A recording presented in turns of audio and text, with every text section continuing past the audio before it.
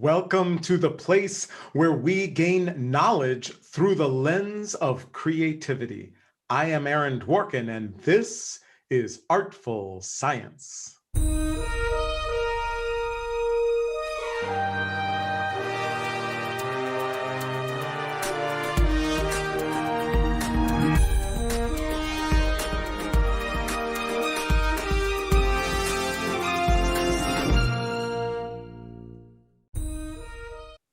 Thanks again for joining me here on Artful Science.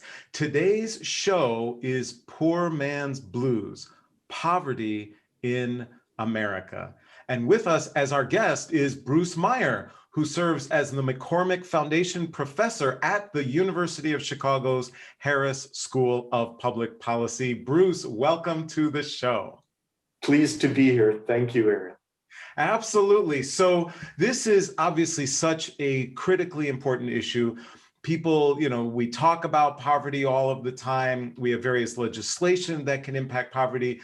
But oftentimes then when I actually kind of get into it, it seems like different people, poverty means something different to them. And sometimes I talk to some people who are like, oh, well, I'm in poverty or whatever. And I don't think you're in poverty. And other people who I might think, oh, your situation is very dire, and they don't necessarily consider themselves living in poverty. So how do we define poverty in America? Is it possible? Do we define it? What does that mean? How much does one earn? And how many people in America are poor? You've hit upon a key issue. It's really a struggle to define it well. Officially, poverty is the share of people with pre-tax money income during the last calendar year below official cutoffs that are set by the Census Bureau. And the cutoff for a single individual last year was a little over $13,000 a year. And for a family of four, a little over $26,000. So I'm really kind of almost mind-boggling. Like, I'm just thinking about the $13,000 for an individual. I'm thinking that in most places I know in the country, if you were to even, go higher, like 20,000, almost double that, I would think someone would be in extraordinary economic difficulty way above that. So in other words, how is that 13,000 set? And doesn't it seem like it's extraordinarily low, like that it's impossible to live on a lot more than the poverty level? Sure. The poverty thresholds were set a long time ago, about 40 years ago, and they've just been adjusted for inflation since then. The way that I would put it is that we've set these thresholds at a point where there actually are fewer people below them than is officially reported. But because people don't like to report their income, and our surveys don't do a very good job of collecting it. But I think it's fair to say that, even above the poverty line, the official poverty line, there are a lot of people who are very deprived. Yeah. And so when we look at this, even though it's kind of hard and reporting is difficult, do we have a general understanding of how many people, given the very stark levels that you gave, with those, how many people in America are in fact living below the poverty line? The official number for the most recent year that we have, and that's for 2019, is 10.5%. That would be about 35 million people. There are a few issues there. First, it's a problem that we don't have more recent official numbers. It takes a while for the data to be collected and then disseminated, and it's only done once a year. So there's a real lag in keeping track of how people are doing in the country. Second, you want to realize that we have a lot of trouble collecting these numbers because people don't want to report their income. I have a colleague who reports that people are more willing to tell you about their sex lives than tell you about their income. Wow. And yeah, and so for some reason, income is just a very sensitive topic. Right. So people don't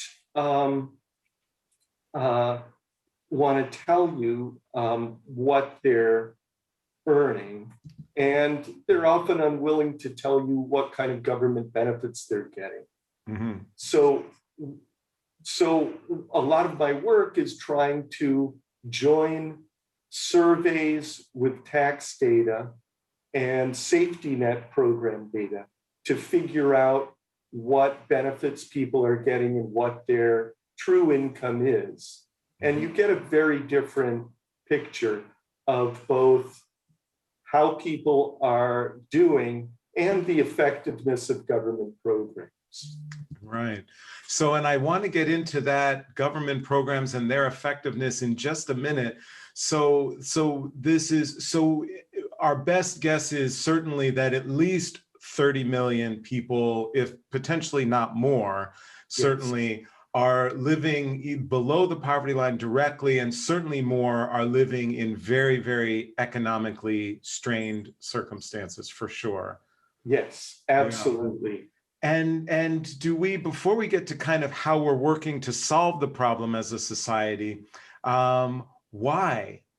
It's to me, right, it's just such an extraordinarily high number, and you think in a country with so many resources as ours, that just seems, you know, terrible and almost unforgivable for us as a society to permit this to happen.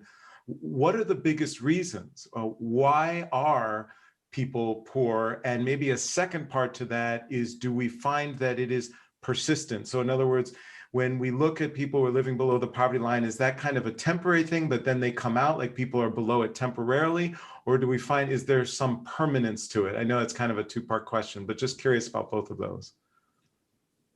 So the questions are why and the degree of permanence. So why, well, I will say, and we'll get to this in a minute, we don't really have a good fix on exactly who is poor at this point.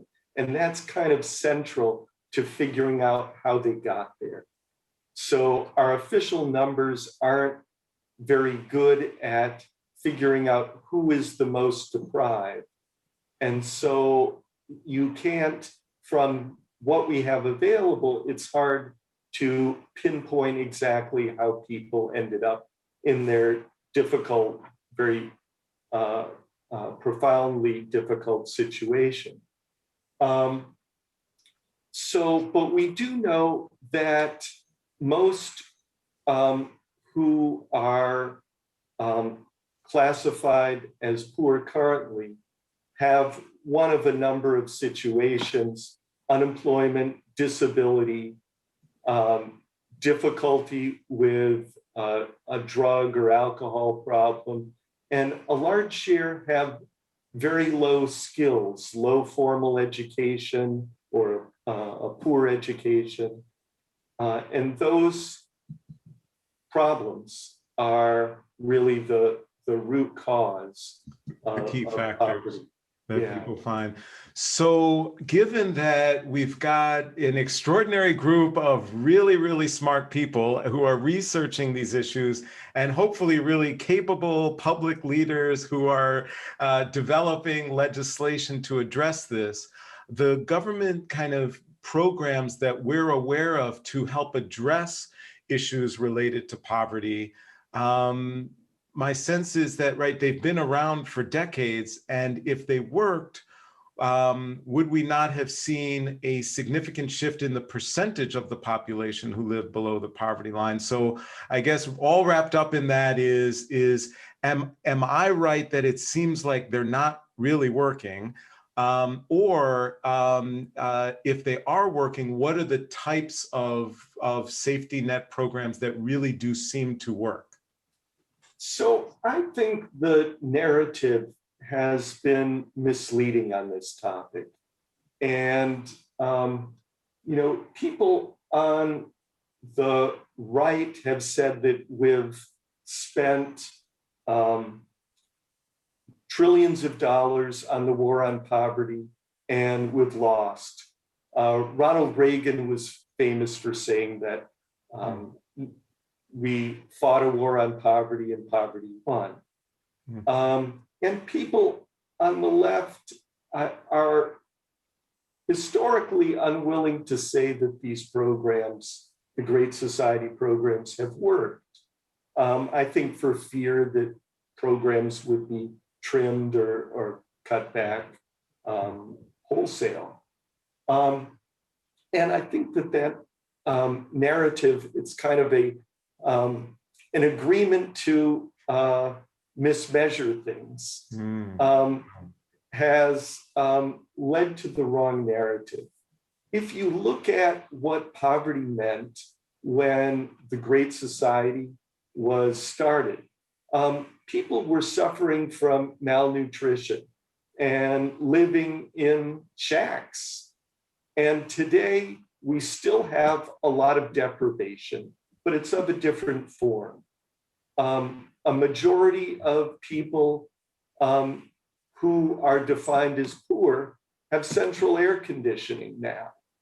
And getting enough calories isn't really the problem that it was 50 years ago.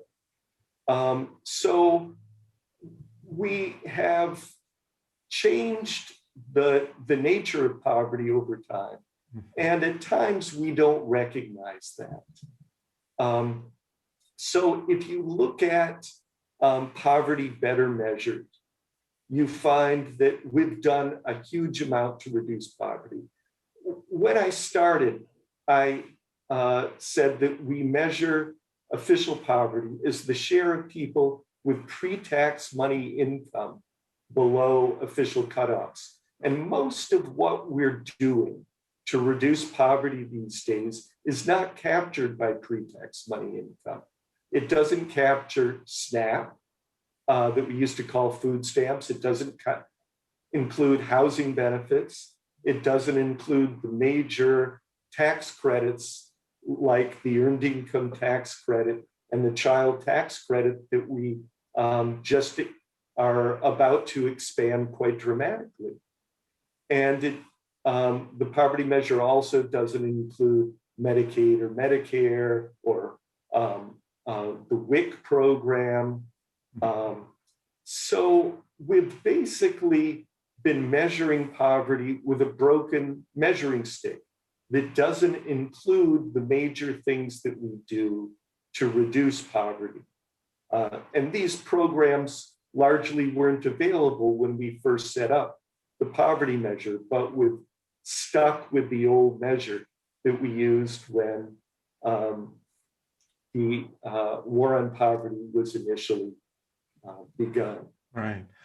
Wow. Well, it's just such a fascinating issue. And I think one of the things that I come away with is that poverty and issues surrounding poverty are a lot more complex than I think I really fully understood. And therefore the solutions are a lot more involved. We're just about out of time, but I always need to ask our guests, we are here, at Artful Science at the intersection of the arts and sciences. And just wondering, do you have any artistic practice you do yourself or that you love to appreciate in the arts? Well, I will say I'm very much an appreciator of art, and a couple of my sisters have art degrees. I am not myself particularly artistic, but I really appreciate art. And I will say, I'll show you a photo of my grandfather's art store. So this is, I'm not sure how this is gonna. That's perfect. Yeah. But this is my grandmother in the art store, and the lattice work at the back is where my grandfather framed pictures. So that's what. Wow. So That is absurd. That's awesome.